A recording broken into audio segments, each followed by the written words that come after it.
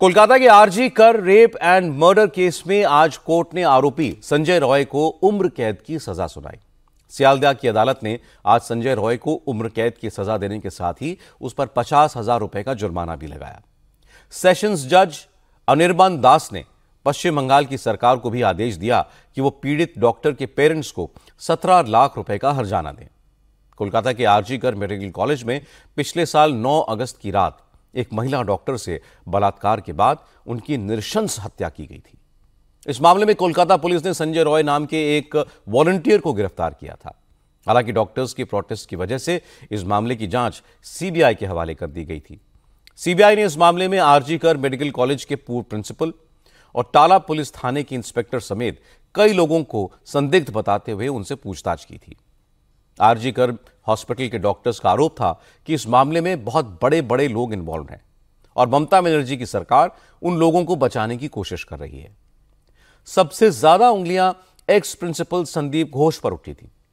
उन पर हॉस्पिटल के फंड का मिसयूज करने और लावारिस लाशों को बेचने जैसे कई गंभीर आरोप लगे थे।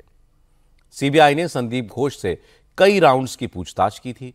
बाद में ईडी ने भी संदीप घोष को गिरफ्तार किया था। हालांकि जांच पूरी करने के बाद सीबीआई ने यह कहा था कि इस मामले में संजय रॉय ही मुजरिम है, जिसके बाद आज सियालदह की अदालत ने संजय रॉय को उम्र कैद की सजा सुनाई। हालांकि सरकारी वकील ने संजय रॉय को फांसी की सजा की मांग की, लेकिन कोर्ट ने कहा कि यह case rarest of the rare की कैटेगरी में नहीं आता, इसलिए मुजरिम को उम्र कैद की सजा दी जाती है।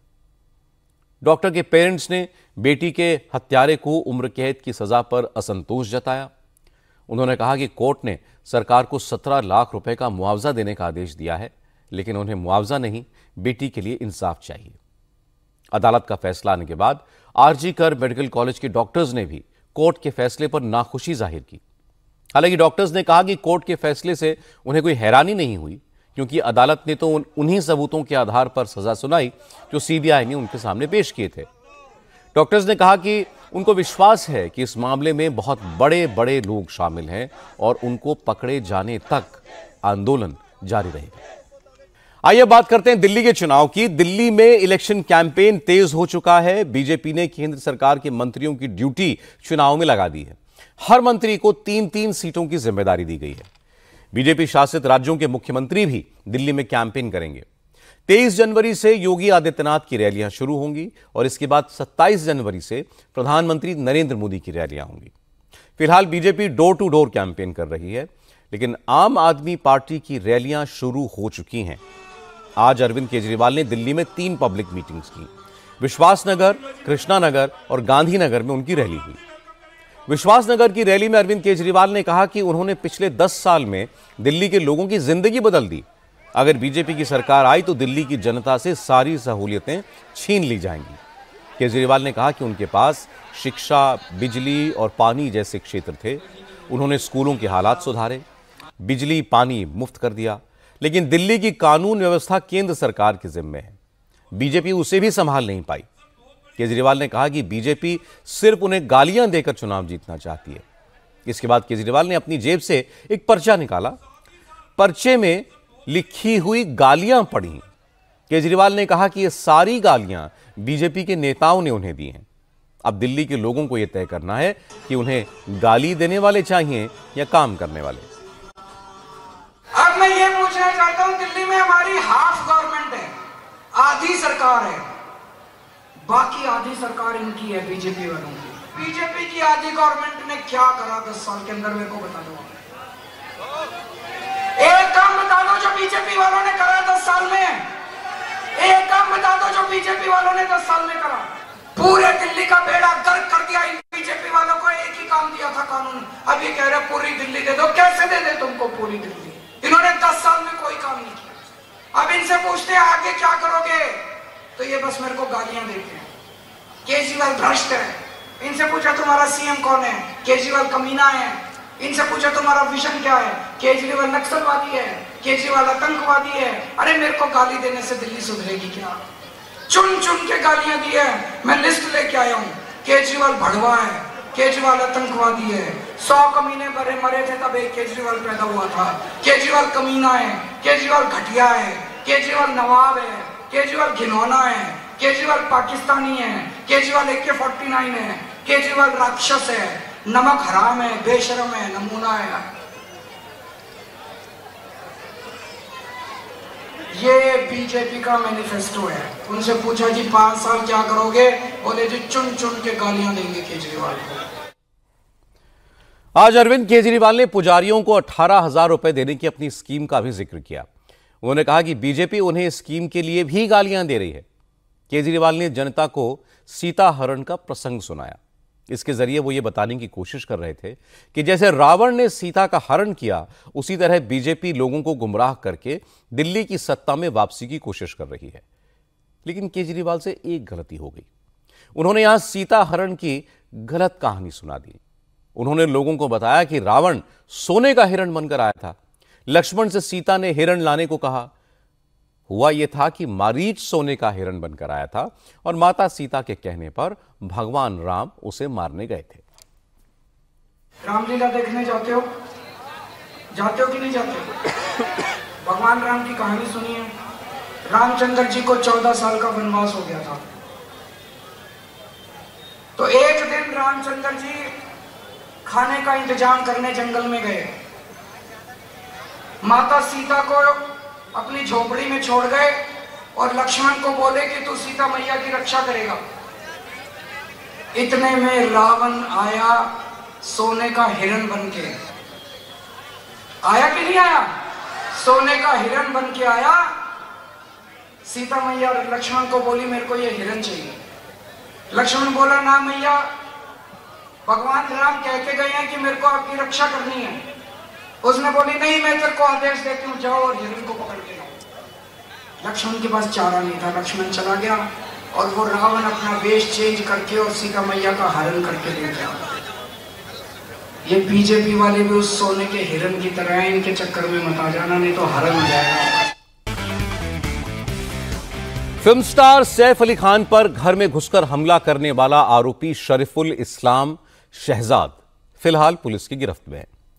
शरीफुल इस्लाम ने पूछताछ में पुलिस को बताया है कि सदगुरु शरण अपार्टमेंट में सीढ़ियों के जरिए वो 10वीं मंजिल तक गया था। इसके बाद फायर डक्ट के पाइप के जरिए वो 10वीं मंजिल से 11वीं मंजिल तक गया। फिर बाथरूम की खिड़की के जरिए सैफ अली खान के फ्लैट में घुसा और उनके बेटे जहांगीर के कमरे तक पहुंच गया। पुलिस का कहना है कि चूंकि वारदात के बाद सैफ ने कमरे का दरवाजा बाहर से लॉक कर दिया था, इसलिए आरोपी जिस खिड़की से अंदर घुसा था उसी से वापस भाग गया। पुलिस का कहना है कि वारदात के बाद आरोपी सैफ के घर से सिर्फ 500 मीटर दूर पटवर्धन गार्डन बस स्टॉप पर रुका और सुबह 7 बजे तक वहीं पर आराम से सोया भी। इसके बाद उसने वहीं कपड़े बदले, वहां से बांद्रा स्टेशन गया, फिर दादर और उसके बाद वर्ली होते हुए ठाणे भाग गया, जहां से उसकी गिरफ्तारी हुई है। मुंबई पुलिस का कहना है कि फायर डक्ट और खिड़की से फिंगरप्रिंट्स ले लिए गए हैं। उसे आरोपी शरीफुल के फिंगरप्रिंट्स से मैच कराया जाएगा। इसके अलावा बहुत जल्द पुलिस आरोपी को सैफ के घर पर भी ले जा सकती है और क्राइम सीन को रिक्रिएट कर सकती है। चूंकि आरोपी शरीफुल इस्लाम बांग्लादेशी है, इसलिए महाराष्ट्र में विरोधी दलों ने बांग्लादेशी घुसपैठियों के मुद्दे पर सरकार को घेरा। उद्धव ठाकरे की शिवसेना के एमपी संजय राउत ने कहा कि बीजेपी के जो नेता बार बार बांग्लादेशी घुसपैठियों की बात कर रहे हैं, उन्हें देश से भगाने की बात कह रहे हैं, अब बीजेपी के नेताओं को अमित शाह से इसकी शिकायत करनी चाहिए, क्योंकि अगर बांग्लादेश से घुसपैठ हो रही है तो इसके जिम्मेदार वही हैं। बीजेपी वाले बोल रहे हैं कि सैफ अली खान के ऊपर जो हमला हुआ है वो एक इंटरनेशनल क्या बोलता है कॉन्स्पिरेसी। क्या उसमें इंटरनेशनल कॉन्स्पिरेसी क्या है? ऐसा क्या है? एक अभिनेता का ऊपर हमला हुआ है, चाकू से हमला हुआ है। उसके पीछे का रहस्य क्या है वो आप जनता को बताइए। वो कौन है, क्या है? अगर वो बांग्लादेशी है और बीजेपी वाले मुंबई के बांग्लादेशी जोर से बोल रहे हैं तो उसकी जिम्मेदारी किसकी है? केंद्र सरकार की है। अगर बांग्लादेशी यहाँ आए हैं, रोहिंग्या आए हैं, तो अमित शाह की जिम्मेदारी है, गृह मंत्री जी की। तो इस्तीफा दीजिए, मांगो उनका इस्तीफा। हाँ, अगर बांग्लादेशियों को हटाना है आपको तो आप प्रधानमंत्री जी को जाकर डेलीगेशन मुंबई का लेके जाइए। जाओ मोदी साहब को मिलिए, गृह मंत्री जी से मिलिए और बोले सभी बांग्लादेशियों को हटाइए और शुरुआत कीजिए शेख हसीना से, जिनको आपने यहाँ आश्रय दिया है। तो क्या है, नौटंकी करते हैं बीजेपी वाले। मुंबई महानगर पालिका का चुनाव है ना, तो लोगों को डराते हैं। मौनी अमावस्या जैसे जैसे करीब आ रही है, प्रयागराज के महाकुंभ में श्रद्धालुओं और कल्पवासियों की भीड़ बढ़ती जा रही है। आज भी संगम में करीब 55 लाख लोगों ने स्नान किया और जब से महाकुंभ शुरू हुआ है तब से अब तक की बात करें तो 8 करोड़ 80 लाख से ज्यादा लोग संगम में स्नान कर चुके हैं। इसमें विदेशी श्रद्धालुओं की संख्या भी बहुत है। महाकुंभ में अब तक करीब 20 देशों के 10,000 से ज्यादा विदेशी संगम स्नान कर चुके हैं। तमाम विदेशी साधु संतों और अखाड़ों में ध्यान साधना कर रहे हैं। आज जूना अखाड़े से भी ऐसी ही तस्वीरें सामने आई। जूना अखाड़े में आज तमाम विदेशी भक्त संध्या आरती में शामिल हुए और आरती गाई भी।